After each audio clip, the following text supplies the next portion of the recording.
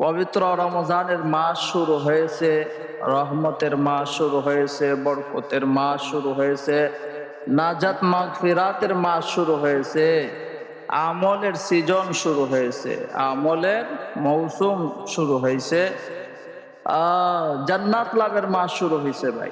জাহান্নাম থেকে মুক্তি লাভের মাস শুরু হয়েছে, মেহনত মুজাহাদার মাস শুরু হয়েছে। আমরা তো রমজান খাই, ঘুমাই, ঘুমাইয়া সারাদিন কাটাই, সময় না গেলে ঘুরাই পাখাই, গল্প গুজব করি, সময় যাতে কাটে। কিন্তু রমজান মেহনত মুজাহাদার মাস, পরিশ্রমের মাস। এই মাসে সাহাবায়ে কেরাম কি পরিমাণ কষ্ট করতেন। আরবের মরুভূমির রৌদ্র কি পরিমাণ প্রচন্ড তাপমাত্রার রৌদ্র, সারাদিন কাজ করতেন, আবার নামাজের সময় ঠিকই নামাজ পড়তেন, তারাবি পড়তেন। তারা আমরার মতো নামাজ পড়তেন না, তারাবি লম্বা সময় এক এক রাখাতে, আধা পাড়া এক পাড়া পর্যন্ত এক সাহাবি এক রাখাতে পড়তেন, দুই রাখাতে দুই পাড়া, তিন পাড়া, পাঁচ পাড়া পর্যন্ত তেলাওয়াত করতেন। আমাদের রাসূল মুহাম্মদুর রাসূলুল্লাহ রমজানে দুই রাকাত নামাজের মধ্যে পুরা কোরআন খতম করছে। তাদের ইবাদতের তুলনায় আমাদের ইবাদত একবারে নাই থেকে নাই, হালকা। এই যে এখানে ফাজাইলে আমল কিতাব আছে, আমরা তালিম করি। এই ফাজাইলে আমল কিতাবের লেখক যিনি, শায়খুল হাদিস আল্লামা জাকারিয়া রহমতুল্লাহ আলাইহি, দেওবন্দের বড় একজন শায়খুল হাদিস, দারুল উলুম দেওবন্দ, ভারতের যে আমাদের কওমি মাদ্রাসার মূল মাদ্রাসা, এই মাদ্রাসায় শায়খুল হাদিস ছিলেন। অনেকগুলা বড় বড় কিতাব লিখছেন। এর মধ্যে ফাজাইলে আমল ওনার একটা কিতাব, যেটা মসজিদে মসজিদে তালিম হয়। এই কিতাবের যিনি লেখক শায়খুল হাদিস জাকারিয়া রহমতুল্লাহ আলাইহি, ওনার আমল ছিল রমজানে পবিত্র কোরআন রে 61 বার খতম করতে। রমজানে কিভাবে? সারাদিনে এক খতম, রাত্রিবেলা নফল নামাজের মধ্যে এক খতম, আর তারাবির মসজিদে ইমাম সাহেবের সাথে এক খতম। তাইলে 30 দিনে রাত্রে এক খতম, দিনে এক খতম, 30 60, আর তারাবির মধ্যে এক খতম, কত? 61 খতম কোরআন রমজানে তিনি খতম করতেন। আল্লাহ! আমাদের এই সমস্ত আকাবির আসলাফ পীর বুজুর্গ যাদের উত্তরসূরি আমরা দাবি করি, তারা কি পরিমাণ ইবাদত করতেন, যে তারা রমজান আসলে অন্যান্য সব কিতাব মোতালা করা বাদ দিয়ে দিতেন, শুধু কোরআন নিয়ে বসে থাকতেন। এই পরিমাণ কোরআন পড়তেন। এজন্য সুযোগ পাইলেই কোরআন নিয়ে বসবেন, যা পারেন একটু পড়বেন, না হয় একটু হাতেইলেন, দেখলেন। এগুলোর মধ্যে সব রমজান মাস মুজাহাদার মাস, মেহনতের মাস, যে ঘুমও কম হবে, খাওয়ানো কম হবে, আর ইবাদত হবে বেশি। এটা হইল রমজানের নিয়ম, রমজানের নিয়ম। যাই হোক, গত সপ্তাহে আমরা আলোচনা করছিলাম যে রোজা আল্লাহ সুবহানাহু ওয়া তাআলার একটা ইবাদত, ফরজ ইবাদত। হ্যাঁ ভাই, রোজা আল্লাহ তাআলার একটা ইবাদত। প্রত্যেকটা ইবাদতের একটা মাকসাদ থাকে, উদ্দেশ্য থাকে। রমজানের রোজারও একটা মাকসাদ আছে, উদ্দেশ্য আছে।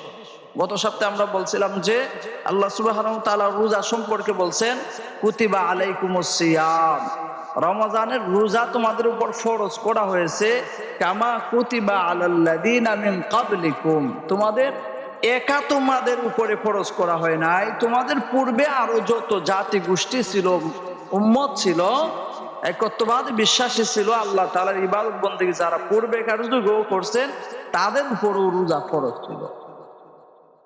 কেন এই রোজার ইবাদতটা যুগ যুগ ধরে? কেন? লাআল্লাকুম তাত্তাকুন, যাতে তোমরা তাকওয়া হাসিল করতে পারো। সব ইবাদতের একটা মাকসাদ থাকে। রোজার মাকসাদ হইল, সিয়াম সাধনার মাকসাদ হইল তাকওয়া হাসিল করা। কি হাসিল করা ভাই?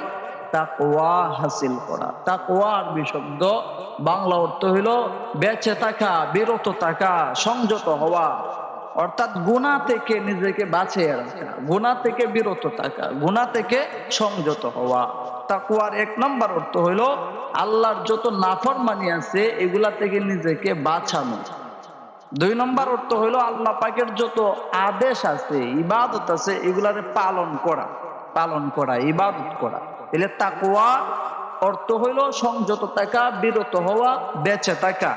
তার 1 নম্বর অর্থ হইল আল্লাহ পাকের যত নাফরমানি আছে এগুলা থেকে বেঁচে থাকা। 2 নম্বর অর্থ হইল আল্লাহ পাকের যত ইবাদত আছে এটা পালন করা। তে রোজার উদ্দেশ্য হইল তাকওয়া হাসিল করা। তাকওয়া হাসিল করা রোজার মাধ্যমে কিভাবে তাকওয়া হাসিল হয়? মুফাসসিরিনে কেরাম বলেন যে দেখো, গুনার যত বিষয় আছে সাধারণত মানুষ তার দুইটা অঙ্গ দ্বারা বা দুই কারণে গুনাহ বেশি করে। মানুষ সর্বোচ্চ দুই কারণে যাবতীয় পাপ কাজের মধ্যে লিপ্ত হয়। এর একটা হইল পেটের কারণে। পেটের কারণে মানুষেরা অধিকাংশ গুনাহ করে। যেমন পেটের কারণে হারাম ভাবে উপার্জন করে খাইতে হবে, খাওয়ান সঞ্চয় করা লাগবে, এজন্য পেটের কারণে হারাম ভাবে ইনকাম শুরু করে দেয়। পেটের কারণে সুদ খায়, ঘুষ খায়, পেটের কারণে চুরি করে, ডাকাতি করে, আত্মসাৎ করে মানুষের মাল খায়। এগুলা সব কোন কারণে হয় ভাই? পেটের কারণে, যে আমার খাওয়ান সঞ্চয় করা লাগবে। কারণ বৈধ না অবৈধ এটা চিন্তা করে না, শুধু মাল খামায় পেটের জন্য। এই যে এতগুলো গুনাহ, কবিরা গুনাহ, এগুলা সব সংগঠিত হয় পেটের কারণে। আরেকটা হইলো মানুষেরা অধিকাংশ গুনাহ করে যৌবিক চাহিদার কারণে। কিসের কারণে ভাই? যৌবিক চাহিদার কারণে মানুষেরা গুনাহ করে। যেমন অভিযুক্ত বয়সে ছেলে মেয়ে বিয়ে শাদী হইতেছে না, তো এরা কি বসে থাকতেছে নাকি? এরা যত আকাম কুকাম গোপনে লুকাইয়া যা করা করতেছে। এই যে যৌবিক চাহিদার কারণে মানুষেরা জিনা করে, ব্যভিচার করে, অশ্লীলতার মধ্যে লিপ্ত হয়, পতিতালয়ে যায়, এটার একটা কারণ হইল যে যৌবিক চাহিদার কারণে মানুষেরা এই সমস্ত গুনাহ করে। তাহলে এই পেটের গুনাহ এবং যৌবিক চাহিদার গুনাহ, এই দুইটা গুনাহ ওই রোজার মাধ্যমে নিয়ন্ত্রণ হয়। কিভাবে হয়? বলে রোজা যদি রাখে অন্তত সারা দিন সে হারাম খাবে না। রোজা না রাখলে কমপক্ষেও তো 3 বার 4 বার খাওয়া দাওয়া করে, খাওয়া দাওয়া যদি 4 বার 5 বার করে হারাম খায়, তাহলে কি পরিমাণ গুনাহ। অন্তত রোজার হালতে, রোজা থাকার কারণে সারা দিন সে হারাম খাবে না। আরো যদি আল্লাহ পাকের একটু দয়া আহসান হয়, তার একটু সুদয় বুদ্ধি উদয় হয়, তাহলে সে মনে করবে যে সারা দিন রোজা রাখবো, হারাম খাইয়া কিভাবে করি, অন্তত সেহরিটা যাতে হালাল খাই। সারাদিন রোজা রাখার পরে যদি চিন্তা করে সারাদিন কষ্ট করে রোজা রাখলাম, একদম হারাম মাল দিয়ে কিভাবে ইফতার করি, তাহলে অন্তত সেহরি, ইফতার এবং সারাদিন রোজা থাকার কারণে সে হারাম থেকে বাঁচতেছে, কিন্তু পেটে হারাম যাইতেছে না, আগুন যাইতেছে না। তাহলে পেটের গুনাহ থেকে রোজার মাধ্যমে বাঁচা একটা সহায়ক পদ্ধতি। আরেকটা হলো যৌবিক চাহিদা। রোজার হালত, রোজা তো তাকে বলে যে দিনের বেলায় পানাহার সামগ্রী এবং যৌবিক চাহিদা থেকে বিরত থাকা। রোজা রাখলে তার শরীরটা নিস্তেজ থাকে, শক্তিহীন থাকে, দুর্বল থাকে। রোজার হালতে অন্তত তার মনটা একটু নিয়ন্ত্রণ থাকে, শরীরটা, মনটা, দেহটা নিয়ন্ত্রণ থাকে, অন্তত গুনার ধারে কাছে যাইতে চায় না। এটাই স্বাভাবিক। একজনে গালি দিলেও উত্তর দেয় না রোজার হালতে, অনেক সময় এরকম হয়।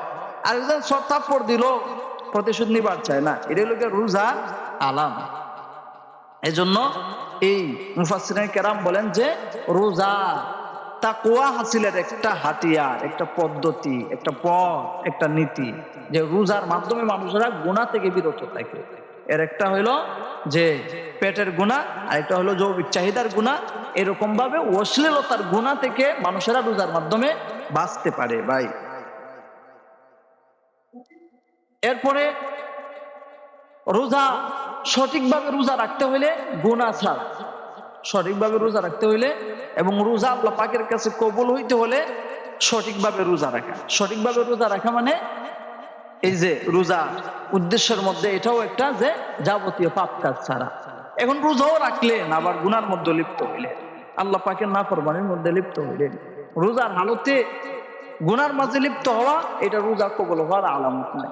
এজন্য রোজার হালতে অন্তত কোনো মানুষের গীবত না করা, আমার জবান দিয়া কোনো মানুষের দুশ্চর্চা না করা, বদনাম না করা। রোজার হালতে অন্তত চুগলখড়ি, গীবত, শেখায়ত এগুলো না করা। রোজার হালতে অন্তত বেহুদা অনর্থক কথাবার্তা কাজে লিপ্ত না হওয়া। রোজার হালতে অন্তত চোখ দিয়া অশ্লীলতার কোনো জিনিস না দেখা। রোজার হালতে অন্তত নিজের হাতকে সংযত রাখা, যাতে এই হাত অন্যায়ভাবে কোনো মানুষের উপর না উঠে। হ্যাঁ, রোজার হালতে অন্তত আমার পা দ্বারা যাতে আমি হারাম কোনো কাজের মধ্যে হাইটা না যাই।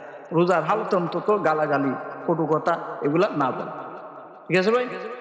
এগুলো হইলে রোজা কবুল হওয়ার আলামত। এবং সঠিকভাবে রোজা রাখতে হইলে, এই রোজা দ্বারা যদি তাকওয়া হাসিল হইতে হয়, তাহলে সত্য হলো রোজার হালতে গুনাহ ছাড়া, যাবতীয় পাপ কাজ ছাড়া। এইভাবে যদি আপনি রোজা রাখতে পারেন তাহলেই নবীজি সাল্লাল্লাহু আলাইহি ওয়াসাল্লাম সুসংবাদ জানাইছেন যে আসিয়ামু জুন্নাতুন মা লাম ইয়াখলুকহা, গুনাহমুক্ত ভাবে সঠিকভাবে আল্লাহ তাআলা সন্তুষ্টির জন্য যদি কেউ রোজা রাখে, এই রোজা আসিয়ামু জুন্নাতুন ডাল হবে মা লাম ইয়াখলুকহা, যতক্ষণ না তাকে দুর্বল করা হয়। ডাল উদাহরণটা একটু দিলে বুঝবেন। যে আপনারা সংঘর্ষ হয়, মারামারি হয়, দেখেন না, অপর পক্ষের আক্রমণ থেকে বাঁচার জন্য, ক্ষেপণাস্ত্র থেকে বাঁচার জন্য যে জিনিস দিয়া, ডাল দিয়া নিজেরে বাঁচায়, আত্মরক্ষা করে, এই জিনিসের নাম ডাল। এই ডাল দ্বারা শত্রুর আক্রমণ থেকে নিজেকে বাঁচায়। রোজা এরকম একটা ডাল, যে ডাল দ্বারা মুমিন যাবতীয় পাপ কাজ থেকে নিজেকে বাঁচায়। এই রোজা দ্বারা, রোজা নামক ডাল দ্বারা মুমিন জাহান্নামের আগুন থেকে সে বাঁচবে, কবরের আযাব থেকে সে বাঁচবে, আল্লাহ পাকের পাকড়াও থেকে সে বাঁচবে রোজার মাধ্যমে। এখন সংঘর্ষের মধ্যে আছে, ডাল যদি দুর্বল হয়, ছেঁড়া ফাটা হয়, ছিদ্র হয়, কানা হয়, অপর পক্ষের আক্রমণ ছিদ্র ভেদ করে তার শরীরের মধ্যে আসবে, পড়বে, আত্মরক্ষা হবে না, আঘাতপ্রাপ্ত হবে, জখমপ্রাপ্ত হবে। বলে রোজা যদি দুর্বল হয়, ছেঁড়া ফাটা রোজা হয়, রোজার হালতেও যদি গুনার মধ্যে লিপ্ত হয়, রোজার হালতেও যদি নাফরমানির মধ্যে লিপ্ত থাকে, তাহলে এই রোজা কমজোর রোজা, দুর্বল রোজা। এই রোজা দ্বারা ওই সঠিকভাবে সে জাহান্নামের আগুন থেকে বাঁচতে পারবে না, আল্লাহ পাকের আযাব গজব থেকে বাঁচতে পারবে না। এজন্যই তো বলা হয়েছে রমজান মাস আত্মশুদ্ধির মাস, যে এই মাসে যতই খারাপ থাকুক মুমিন সে ভালো হওয়ার চিন্তা করে। একজন মানুষের দ্বারা গালি দিল, গালি দিতে চায় না, তার সাথে খারাপ আচরণ করলো, খারাপ আচরণ করতে চায় না, দে ভাই আমি রোজাদার। রোজার হালতে এগুলা খেয়াল রাখে যে আমি রোজাদার, আমার দ্বারা যাতে কোনো মানুষ কষ্ট না পায়, তাহলে এই রোজা আখিরাতে কাজে আসবে। যাই হোক ভাই, তো বলতেছিলাম যে রোজা আল্লাহ পাকের ইবাদত, সঠিকভাবে রাখলে আল্লাহ পাক তার যা যা দিবেন, বদলা দিবেন, প্রতিদান দিবেন। কিছু হাদিস শোনাই রোজা সম্পর্কে। নবীজি সাল্লাল্লাহু আলাইহি ওয়াসাল্লাম হাদিস শরীফের মধ্যে ইরশাদ করেন, মান সামা রমাদানা ঈমানান ওয়া ইহতিসাবা গুফিরা লাহু মা তাকদ্দামা মিন যামবি। নবীজি সাল্লাল্লাহু আলাইহি ওয়াসাল্লাম ইরশাদ করেন, হে উম্মতের নারী পুরুষেরা, যারা ঈমানের হালতে যারা রোজা রাখবে সওয়াব লাভের আশায়, ঈমানের হালতে আল্লাহ সন্তুষ্টির জন্য সওয়াব লাভের আশায়, প্রতিদান পাওয়ার আশায়, যা যা পাওয়ার আশায় যারা রোজা রাখবে, আল্লাহ সুবহানাহু ওয়া তাআলা তাদের জিন্দেগীর পিছনের সমস্ত গুনাহ মাফ করে দিবে। ঈমানের হালতে রোজা রাখলে, সওয়াব লাভের আশায় রাখলে আল্লাহ তাআলা পিছনের জিন্দেগীর গুনাহ মাফ করে দিবেন। ঈমানের হালতে বলা হয়েছে কেন? ওই দেখেন নবী সাল্লাল্লাহু আলাইহি ওয়াসাল্লাম 1400 বছর আগে বলে গেছেন, আর বিজ্ঞান আজকের যুগে এসে বলতেছে যে রোজা এটা শুধু ইবাদত নয়, এটা দেহের জন্য, মানব দেহের জন্য খুব উপকারী একটা জিনিস।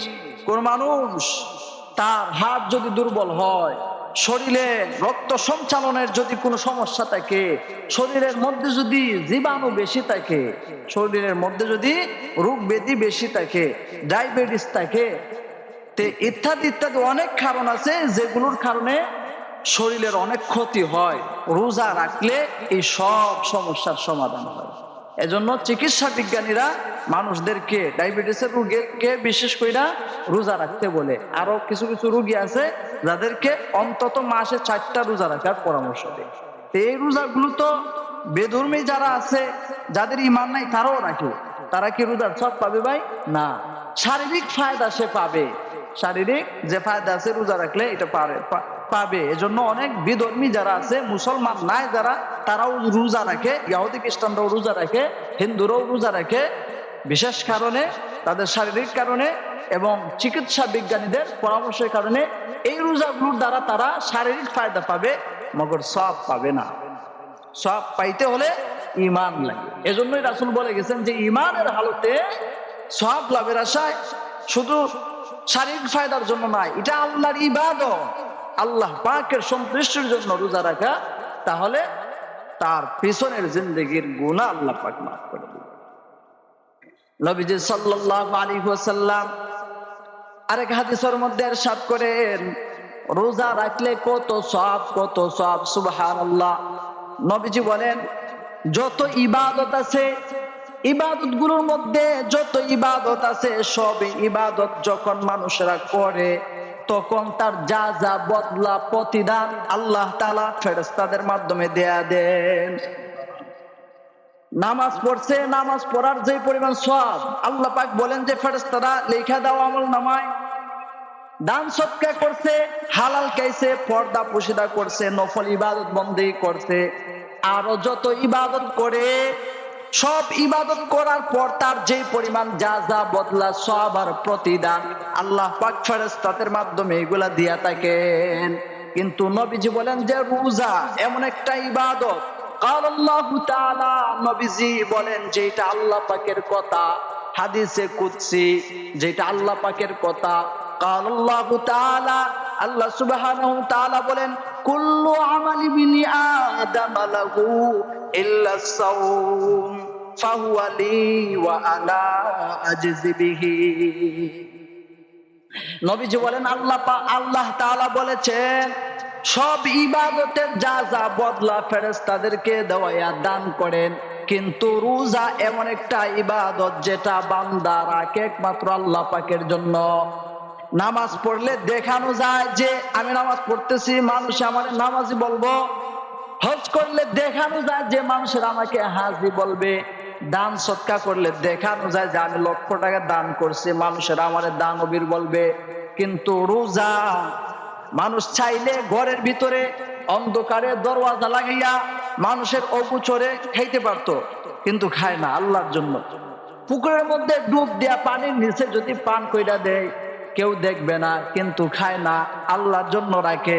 রোজা যেমনি ভাবে খালেস ভাবে বান্দা একমাত্র আল্লাহ তাআলার সন্তুষ্টির জন্য রাখে, আল্লাহ তাআলাও রোজার সওয়াব প্রতিদান ফেরেশতাদেরকে দেওয়া দান করবেন না। নবীজি বলেন, কিয়ামতের কঠিন মুসিবতের দিনে আল্লাহ সুবহানাহু ওয়া তাআলা নিজে তার কুদরতি হাত দ্বারা রোজাদারদের রোজার সওয়াব আর প্রতিদান দান করবে। বান্দাও যদি রাখে সুন্দরভাবে আল্লাহর জন্য, স্বয়ং নিজে আল্লাহ তাআলা বান্দাকে খুশি করবেন যে এটা তোমার যা যা প্রতিদান। সুবহানাল্লাহ। আল্লাহ তাআলা যদি নিজ হাতে বান্দাকে ইবাদত দান করেন বা জাযা দান করেন, এই ব্যক্তি আর জাহান্নামে যাওয়ার প্রশ্ন আসে? অবশ্যই সে জান্নাতে যাবে। এজন্য রোজা গুরুত্বপূর্ণ ইবাদত। আল্লাহু আকবার। শুধু তাই না, নবীজি সাল্লাল্লাহু আলাইহি ওয়াসাল্লাম বলেন, আসিয়ামু ওয়াল কুরআনু ইয়াশফাআনি লিল আবদি ইয়াউমাল কিয়ামা। কিয়ামতের মুসিবতের দিনে দুইটা জিনিস এই হাদিসের মধ্যে উল্লেখ করা হয়েছে যে কোরআন, যারা কোরআনকে ভালোবাসে, কোরআনকে ধারণ করে, কোরআনের জীবন গ্রহণ করে, যারা কোরআন সুন্নাহর সাথে থাকে, কিয়ামতের দিনে কোরআন তাদেরকে শাফাআত করবে, শাফাআত কইরা কইরা জান্নাতে নিবে। নবীজি বলেন, আসিয়ামু, রোজাও এমন একটা গুরুত্বপূর্ণ ইবাদত যেটা কিয়ামতের মুসিবতের দিনে রোজাদারদের জন্য সুপারিশ কইরা, শাফাআত কইরা কইরা আল্লাহর জান্নাতে নিয়ে যাবে। রোজা এমন একটা গুরুত্বপূর্ণ ইবাদত, সব ইবাদত হাসরের ময়দানে আল্লাহ পাকের কাছে পালনকারীদের জন্য শাফাআত করবে না, কিন্তু রোজা একটা গুরুত্বপূর্ণ ইবাদত যেটা রোজাদারদের জন্য কিয়ামতের ময়দানে আল্লাহ পাকের কাছে সুপারিশ করবে, শাফাআত করবে যে আল্লাহ, এই বান্দা সুন্দরভাবে আমাকে রাখছিল দুনিয়ায় থাকতে, আজকে মুসিবতের দিনে তারে আমি জান্নাতে পৌঁছে গেছি। এজন্য ভাই রোজা গুরুত্বপূর্ণ আমল। নবীজি সাল্লাল্লাহু আলাইহি ওয়াসাল্লাম আরেক হাদিসের মধ্যে ইরশাদ করেন, ইন্না ফিল জান্নাতি বাবান ইউকালু লাহুর রায়্যান ইয়াদখুলু মিনহু আস-সাইমুনা ইয়াওমাল কিয়ামাহ লা ইয়াদখুলু মিনহু আহাদুন গায়রুহু। নবীজি বলেন, রোজাদারদের জন্য জান্নাতের একটা স্পেশাল গেট বানানো হয়েছে। জান্নাতে রোজাদারদের প্রবেশের জন্য একটা স্পেশাল সুন্দর ভালো গেট প্রস্তুত করে রাখা হয়েছে, যে এই গেট দিয়া, এই দরওয়াজা দিয়া একমাত্র রোজাদার প্রবেশ করবে, রোজাদার ছাড়া এই গেট দিয়ে আর কেউ প্রবেশ করতে পারবে না।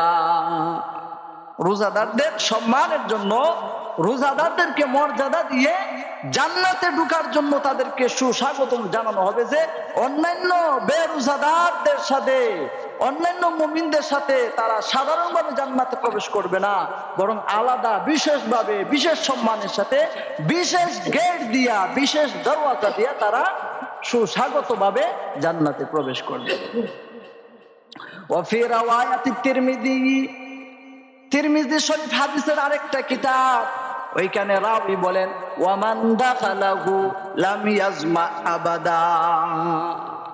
এই দরওয়াজা, এই গেটের বৈশিষ্ট্য হইল রোজাদার যেমনি ভাবে দুনিয়াতে থাকতে পিপাসায় কাতর হয়ে গেছে, এরপরও পানি পান করে নাই, এজন্য রোজাদারদের জন্য রোজাদার যে গেট দিয়া, রায়্যান নামক গেট দিয়া প্রবেশ করবে, এই গেটের মধ্যে আলাদা একটা বিশেষ প্রক্রিয়া পাওয়ার বৈশিষ্ট্য রাখা হয়েছে, যে এই দরওয়াজা দিয়া যখন রোজাদার প্রবেশ করবে আর জিন্দেগিতে কোনোদিন তার পানির পিপাসা লাগবে না।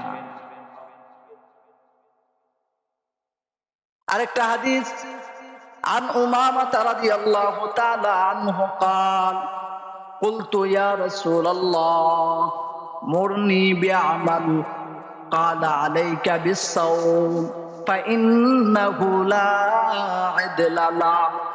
হযরত উমামা একজন সাহাবী, তিনি বলেন যে নবীজি সাল্লাল্লাহু আলাইহি ওয়াসাল্লামের কাছে যায় বললাম, ইয়া রাসূলুল্লাহ মুরনি বিআমাল, আমাকে একটা আমল শিখান, একটা আমল বলে দিন যেটা আমি করব। নবীজি সাল্লাল্লাহু আলাইহি ওয়াসাল্লাম তাকে বললেন, আলাইকা বিসসাওম, তুমি রোজা রাখো, ফাইন্নাহু লা ইদলা লা, কেননা রোজার সমকক্ষ আর কোনো ইবাদত নাই। একবার বলছেন, তিনি আবার দ্বিতীয়বার বললেন, কুলতু, হযরত উমামা বলেন আমি বললাম, ইয়া রাসূলুল্লাহ মুরনি বিআমাল, আমাকে একটা আমল বলেন। কালা, নবীজি বলেন আলাইকা বিসসাওম, রোজা রাখো, ফাইন্নাহু লা ইদলা লা, কেননা রোজার সমকক্ষ আর ইবাদত নাই। কয়বার হইল ভাই? দুইবার। তিনি 3 নম্বর বার আবার বললেন, ইয়া রাসূলুল্লাহ মুরনি বিআমাল, আমাকে একটা আমল বলে দিন। নবীজি বললেন আলাইকা বিসসাওম, রোজা রাখো, ফাইন্নাহু লা ইদলা লা, কেননা রোজার সমকক্ষ ইবাদত নাই। কয়বার হইল? 3 বার। নবীজি সাল্লাল্লাহু আলাইহি ওয়াসাল্লামের একটা বৈশিষ্ট্য ছিল, যখন যাকে যে ইবাদতের মধ্যে কম দেখতেন, যখন যাকে যে ইবাদতের মধ্যে অমনোযোগী দেখতেন, অথবা শীতলতার মধ্যে দেখতেন, অবহেলার মধ্যে দেখতেন, বা যে যে ইবাদত কম করত, সে যখন হুজুরের কাছে যাইয়া কোনো আমলের পরামর্শ চাইতো, তো তাকে বারবার 3 বার এক কথা বলতেন। কয়বার বলতেন ভাই? 3 বার। এটা হচ্ছে নবীজি সাল্লাল্লাহু আলাইহি ওয়াসাল্লামের বৈশিষ্ট্য, যে কোনো গুরুত্বপূর্ণ জিনিস তিনি বোঝানোর জন্য এক কথা 3 বার বলতেন। কয়বার বলতেন? রোজার ব্যাপারেও এই কথা হুজুর 3 বার বলছেন। তাহলে বোঝা গেল রোজা অন্যান্য ইবাদতের মতো, নফল ইবাদতের মতো সাধারণ নয়, বরং এটা অসাধারণ মর্যাদা সম্পন্ন ইবাদত। বলেন সুবহানাল্লাহ। কেমন মর্যাদা সম্পন্ন? রোজাদারদের জন্য আলাদা একটা অফার আছে। কি আছে ভাই? অফার আছে। নবীজি সাল্লাল্লাহু আলাইহি ওয়াসাল্লাম বলেন, সালাসাতু দাওয়াতিন লা তুরাদ্দু, 3 ব্যক্তির দোয়া কখনো ফিরাইয়া দেওয়া হয় না। অর্থাৎ 3 ব্যক্তির দোয়া সব সময় কবুল করা হয়। দাওয়াতুল ওয়ালিদি, মা বাবা যখন তার সন্তানের জন্য দোয়া করে, তখন আল্লাহ তাআলা যে কোনো দোয়া, নেক দোয়া হোক, বদ দোয়া হোক, মা বাবা যখন তার সন্তানের জন্য দোয়া করে, আল্লাহ তাআলা সাথে সাথে এই দোয়া কবুল করে নেন। হয়তো দোয়ার প্রতিদান দুনিয়াতে পাবে, অথবা আখিরাতে পাবে, অথবা যখন তার প্রয়োজন তখন পাবে, কিন্তু যখন মা বাবা তার সন্তানের জন্য দোয়া করে, সাথে সাথে দোয়া কবুল করা হয়। ওয়া দাওয়াতুল মুসাফির, আল্লাহর রাস্তার মুসাফির, মুসাফিরের হালতে যদি আল্লাহ তাআলার কাছে দোয়া করে, তার দোয়া ফেরত দেওয়া হয় না, কবুল করা হয়। ওয়া দাওয়াতুস সাইম, সাইম ব্যক্তি, রোজাদার ব্যক্তি, রোজা রাখনেওয়ালা, রোজা পালনকারী ব্যক্তি রোজা অবস্থায় যখন আল্লাহ পাকের কাছে দোয়া করে, আল্লাহ তাআলা সাথে সাথে দোয়া কবুল করেন। রোজাদারদের জন্য একটা বিশেষ অফার হইলো যে রোজার হালতে সে যত দোয়া করবে আল্লাহ তাআলার কাছে তার দোয়া কবুল করা হয়। হয়তোবা দোয়ার সাথে সাথে তার ফল পাইতেছে না, কিন্তু তার যখন প্রয়োজন তখন আল্লাহ তাআলা দিবেন, অথবা যদি দুনিয়াতে নাও দেন আখিরাতে অবশ্যই তাকে প্রতিদান দান করবেন। তার মানে নিশ্চিত বিষয় এটা যে রোজাদারদের দোয়া অবশ্যই অবশ্যই নিঃসন্দেহে কবুল করা হয়। এজন্য রোজার হালতে আল্লাহ তাআলার কাছে বেশি করে দোয়া করবেন, ভাই দোয়া করবেন। নবীজি সাল্লাল্লাহু আলাইহি ওয়াসাল্লাম রোজাদারদেরকে বলছেন যে কমপক্ষে ইফতারের আগে বেশি করে মাওলার কাছে দোয়া করো, কারণ ইফতারের পূর্ব মুহূর্তে দোয়া কবুল হয়। মানে এমনিতেই রমজান মাসে দোয়া কবুল হয়, তাছাড়া রাসূল আরো তাকিদ দিয়ে বলছেন, তার মানে 100% এর মধ্যে 200% যে অবশ্যই দোয়া কবুল করা হয়। কিন্তু এরপরও আমাদের দোয়া করার সৌভাগ্য হয় না। দোয়া করবেন, একলা একলা দোয়া করবেন, আরবিতে যে শুধু দোয়া করা হয় এরকম তো না। আপনার যখন যা কিছু প্রয়োজন আল্লাহ তাআলার কাছে আপনার ভাষায় আপনি বলবেন, চোখ দিয়া পানি ঝরাইয়া বলবেন, নত জানু হইয়া নিজের ছুটে মনে কইরা অপরাধীর বেশি আল্লাহ তাআলার কাছে চাইবেন। রোজার হালতে বেশি কইরা দোয়া কইরেন। আল্লাহ যাই হোক, এই যে কতগুলো হাদিস শুনাইলাম, যে হাদিসের মধ্যে রোজার কি পরিমাণ ফজিলত বর্ণনা। এজন্য ভাই রোজা গুরুত্বপূর্ণ আমল। শক্তি সামর্থ্য থাকা সত্ত্বে কেউ যাতে এটা না ছাড়ে। কত মানুষ তো আছে, কত মানুষ আছে যারা রোজা রাখে না, যারা রোজা রাখে না শক্তি সামর্থ্য থাকা সত্ত্বেও। ওই যে একদিন শোনাইছিলাম না, মেরাজের রাত্রে হুজুর সাল্লাল্লাহু আলাইহি ওয়াসাল্লাম গেছেন, জাহান্নামের বিভিন্ন শাস্তি তাকে দেখানো হয়েছিল। এর মধ্যে একটা তিনি দেখছিলেন যে একদল লোক পা উপরের দিকে মাথা নিচের দিকে লটকানো অবস্থায় রাখানো হচ্ছে, লটকানো অবস্থায় পিটানো হইতেছে, শাস্তি দেওয়া হইতেছে। নবী জিজ্ঞেস করেছিলেন যে এই লোকগুলো কারা? বলা হয়েছিল এরা ওই সমস্ত লোক যারা দুনিয়ায় রোজা রাখে নাই, রোজা রাখে নাই। এছাড়া যারা, এদিকে তো শাস্তি আছে এই রোজা ভাঙ্গার কারণে, যারা রোজা রাখে না যদি পরবর্তীতে কোনো সময় রাখতে চায়, কাজা করতে চায়, তাহলেও দেখে বলে একটা রোজা যে বিনা কারণে বিনা প্রয়োজনে ছাড়ছে, পরবর্তীতে যদি এটা রাখতেও চায়, কাজা পূরণও করতে চায়, একটা রোজার পরিবর্তে 60টা রোজা রাখতে হবে। কয়টা রোজা ভাই? এই 60টা রোজা রাখার সিস্টেম এত জটিল ভাবে দেওয়া হয়েছে যে লাগাতার একসাথে 60টা রাখতে হবে। মধ্যখানে যদি কোনোদিন 10টা 20টা 30টা 40টা 59টা রাখার পরেও যদি মধ্যখানে একদিন শুধু একটা রোজা ভাঙ্গে, আবার নতুন করে 60টা রাখুন। এজন্য যারা রোজা রাখে না তাদেরকে বুঝাইবেন যে আল্লাহ তাআলার সাথে যুদ্ধে লিপ্ত আছো, আল্লাহ তাআলা কত বড় শাস্তি নির্ধারণ করে রাখছেন তোমার জন্য। রোজা রাখতেছ না, সুস্থ সবল থাকা সত্ত্বেও,